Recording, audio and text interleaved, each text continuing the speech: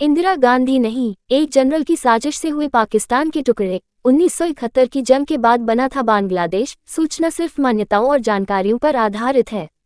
यहाँ ये बताना जरूरी है कि यह मेरा वीडियो किसी भी तरह की मान्यता, जानकारी की पुष्टि नहीं करता है। किसी भी जानकारी या मान्यता को अमल में लाने से पहले संबंधित विशेषज्ञ से सलाह लें। 16 दिसंबर 1971 को बांग्लादेश के गठन और पाकिस्तान के बंटवारे को 52 साल पूरे हो जाएंगे।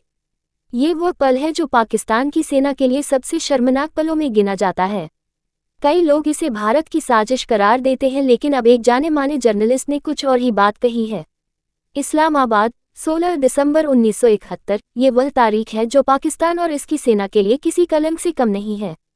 इस दिन पाकिस्तानी सेना के जनरल नियाजी ने भारत के सामने सरेंडर कर दिया था। साथ ही पाकिस्तानी सेना के 93,000 सैनिकों को भी बंदी बना लिया गया था। साथ ही पाकिस्तान के भी टुकड़े हो गए और पूर्वी पाकिस्तान एक अलग देश बन गया, जिसे अब बांग्लादेश के तौर पर जानते हैं। कई पाकिस्तानी विशेषज्ञ और राजनेता मानते हैं कि भारत की तत्कालीन प्रधानमंत्री इंदिरा गांधी की पाकिस्तान को तोड़ने के लिए की गई हर कोशिश आखिरकार सफल हो गई थी। वहीं इससे अलग पाकिस्तान के मशहूर जर्नलिस्ट हामिद मीर की माने तो पाकिस्तान एक जनरल की साजिश के चलते टुकड़े टुकड़े हो गया था। जनरल अयूब का खतरनाक मंसूबा। पाकिस्तान के सीनियर जर्नलिस्ट हामिद मीर की माने तो पाकिस्तान को हिंदुस्तान ने नहीं तोड़ा था, बल्कि वह अपनी गलतियों की वजह से टूटा था। लेकिन कोई आज तक इस बारे में कोई बात नहीं करता है।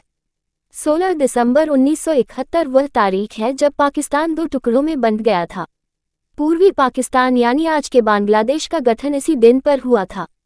मीर की माने तो पाकिस्तान को तोड़ने का मंसूबा सन 1962 में ही तैयार हो गया था। वह साजिश भारत ने नहीं बनाई था, बल्कि पाकिस्तानी जनरल अयूब खान के दिमाग की उपज थी। हामिद मीर ने बताया कि पाकिस्तान में बहुत से राजनीतिज्ञ कहते हैं कि शेख मुजीब ने तोड़ दिया था। वो उन्हें भारत का एजेंट करार देते हैं। वह बताते हैं कि ऑल इंडिया मुस्लिम लीग, जिसने पाकिस्तान को बनाने का सपना सच किया था, उसे ढाका में तैयार किया था। शेख मुजीब उर रहमान को जो लोग जासूस कहते हैं, वह कभी ऑल इंडिया मुस्लिम लीग का ही हिस्सा थे। बगालियों से थी अयूब खान को नफरत। हामिद मीर के मुताबिक सन 1958 में जब जनरल अयूब खान ने मार्शल लॉ लगाया तो उन्होंने हर सलाह को नज़रअंदाज कर दिया।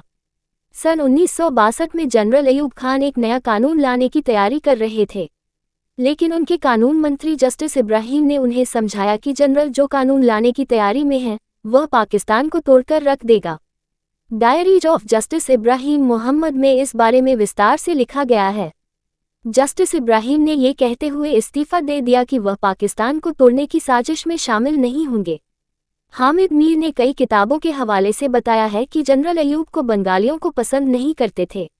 अवामी लीग की जीत से बिगड़ा खेल, the end and the beginning, Herbert fieldman की किताब के हवाले से हामिद मीर ने बताया है कि 1 अप्रैल 1971 को जनरल अयूब खान का ब्रिटिश अखबार द टेलीग्राफ में एक इंटरव्यू छपा था। इसमें उन्होंने कहा था, मैंने पूर्वी पाकिस्तान की आज़ादी की पेशकश की थी, लेकिन मैं कुछ कर नहीं सका। हामिद मीर कहते हैं कि पाकिस्तान को तोड़ने की साजिश 1962 में ही बन चुकी थी। पाकिस्तान के जनरल याहिया खान इस बात का अंदाजा नहीं लगा सके थे अवामी लीग को पूर्वी पाकिस्तान में हुए चुनावों में बड़ी सफलता मिल सकेगी। मिलिट्री इंटेलिजेंस भी इसमें पूरी तरह से असफल हो गई थी। शेख मुजीब एक यूनाइटेड पाकिस्तान के पीएम बनाना चाहते थे। हालांकि चुनाव जीतने के बाद भी उन्हें सत्ता का हस्तांतरण नहीं किया गया था। फिर यहाँ पर बड़े स्तर पर एक विरोध प्रदर्शन शुरू हुआ। इस प्रदर्शन को दबाने के लिए पूर्वी पाकिस्तान में एक सैन्य अभियान की शुरुआत की गई।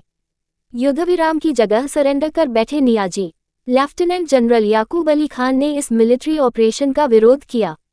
जनरल याकूब पूर्वी पाकिस्तान में सेना की कमान संभाल रहे थे।